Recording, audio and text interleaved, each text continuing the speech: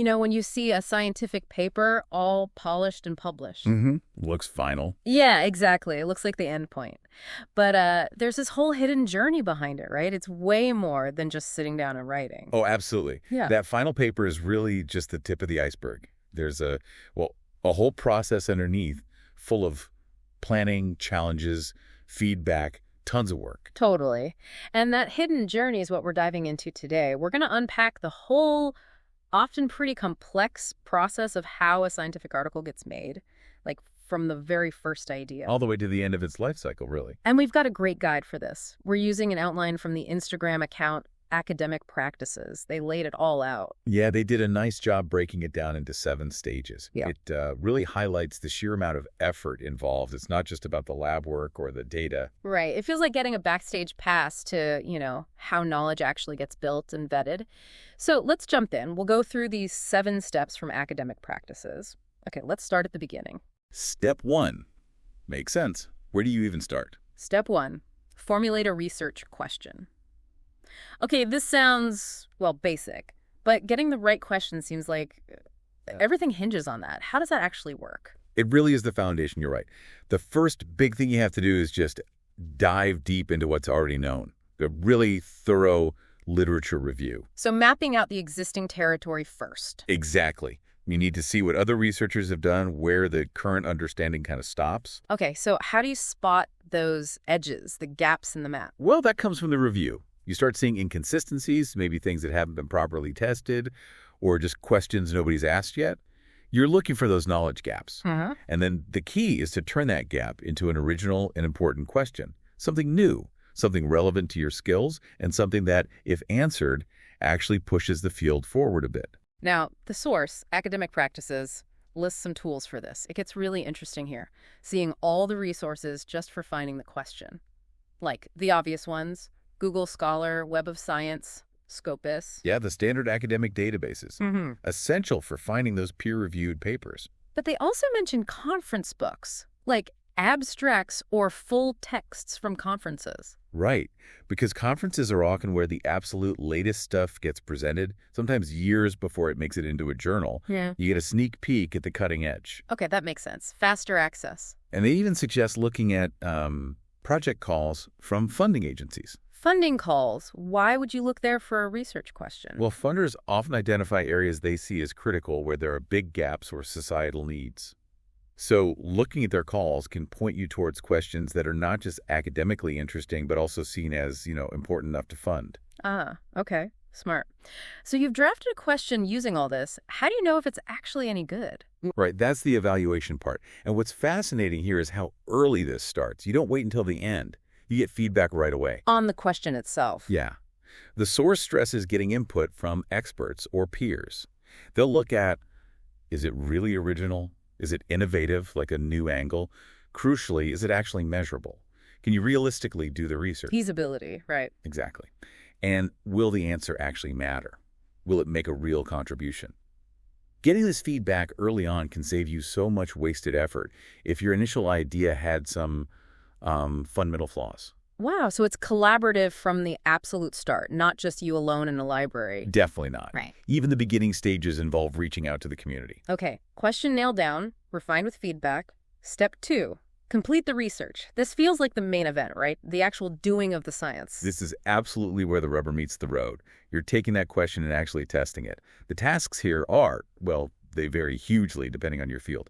But first, you design the research. Like planning the experiment, the survey, the whole approach. Exactly. Your methodology, who or what you're studying, the whole structure. Then comes the data collection. Could be lab work, surveys, interviews, digging in archives, analyzing existing data. Loads of possibilities. Okay. After you have the data, you move to analysis. Trying to make sense of it all using the right techniques. And the tools list here is massive. The source mentions survey software like Qualtrics, Google Forms. Then analysis tools like SPSS and Vivo for qualitative stuff, R, Python, MATLAB. Yeah, it's whole toolkit. And choosing the right one is critical. SPSS and R for stats and Vivo for text, Python or MATLAB, often for bigger computational tasks or modeling. Learning these tools is often a research project in itself. I bet. And managing all that literature you reviewed earlier, how do you keep track? Vital. That's where reference managers come in. EndNote, Mendeley, Zotero are common ones. They help organize everything and, importantly, format your citations correctly later on. Okay, so data collected, analyzed. What's next in this step? Interpretation. This is key. You have to connect your findings back to that existing literature you started with. Do your results confirm what others found? Do they contradict it? Do they add a totally new perspective? So placing your piece in the larger puzzle. Precisely. And then finally, writing it all up. Reporting your research according to the standard conventions of scientific writing. The introduction, methods, results, discussion structure we usually see. That's the typical one, yeah. And the evaluation during this big step is constant. First, you're checking your methods. Are they valid? Did you measure what you thought you were measuring? Are they reliable? Could someone repeat your study and likely get similar results? Validity and reliability. Got it. Measure the right thing. Measure it consistently. Exactly. You also evaluate your findings against the literature. Again, does your interpretation make sense in the broader context? And this is where feedback is also crucial, even before formal submission. Like showing colleagues your early results. Yeah, getting informal feedback.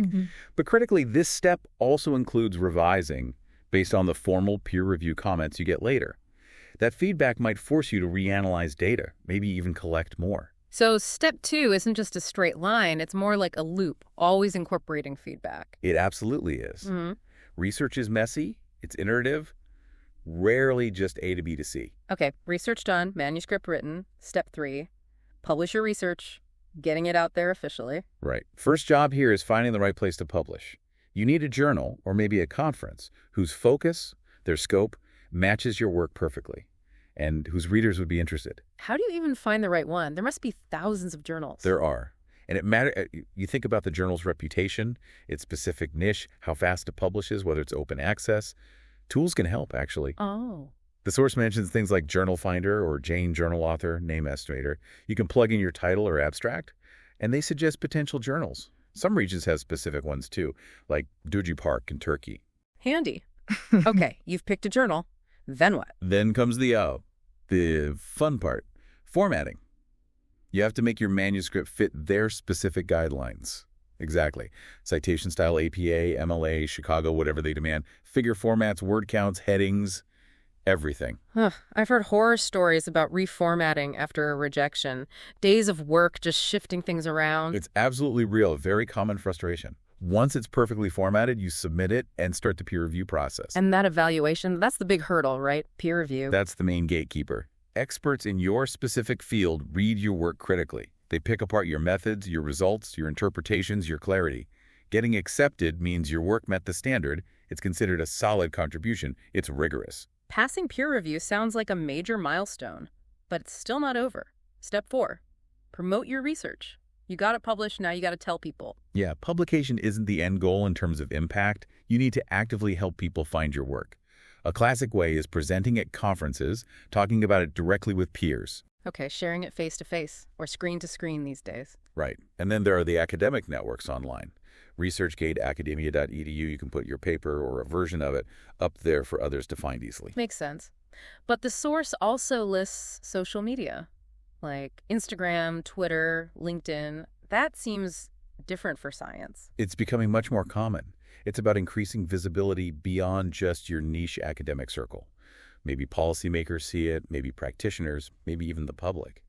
You can also write summaries for popular science outlets. So different channels for different audiences. The tools listed reflect that those networks, social media, presentation software like PowerPoint or Prezi, even university press releases for big findings. Exactly. And how do you know if your promotion is working? Evaluation here means tracking things like views, downloads, and citations. How many people are looking at it, how many are actually using it in their own work. Right. Plus, you look at the engagement you get on those other platforms, comments, discussions. What's fascinating here is, realizing how important just communicating your work has become.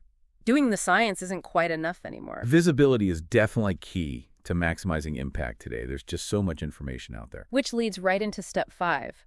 Monitor the performance of your research. This is the ongoing tracking after it's published and promoted. Yeah, this is about understanding the longer-term life of your work. You keep an eye on those citations and views over time. How is the community engaging with it? Is it being built upon? Are there specific tools just for tracking citations, like beyond just searching? Yes. Google Scholar, Scopus, Web of Science, Hmm. those are the main citation databases.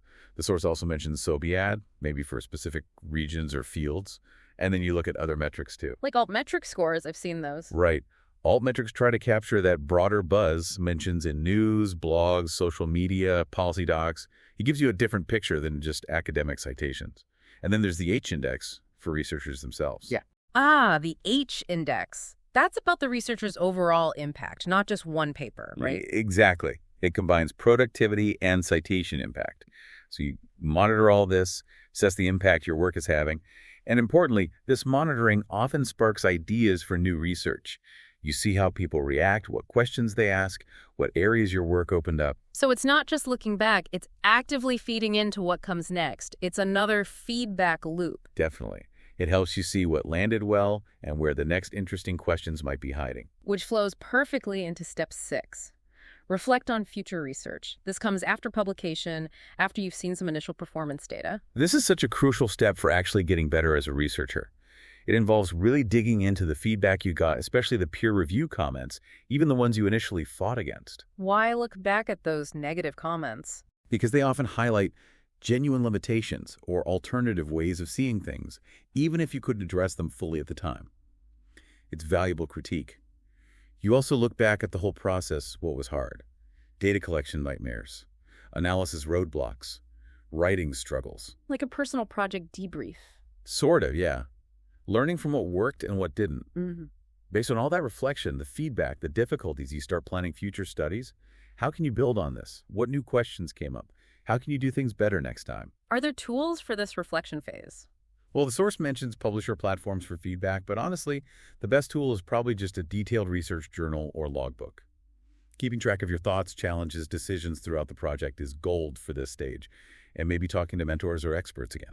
This really raises an important point. That setbacks or tough feedback aren't failures, are they? They're actually fuel. Absolutely. Reframing challenges as learning opportunities is key to the whole scientific mindset. Okay, so you've learned, monitored, planned the next thing. Then comes the final step. Step 7, archive your research. This sounds final, like putting it on a shelf. Kind of, yeah.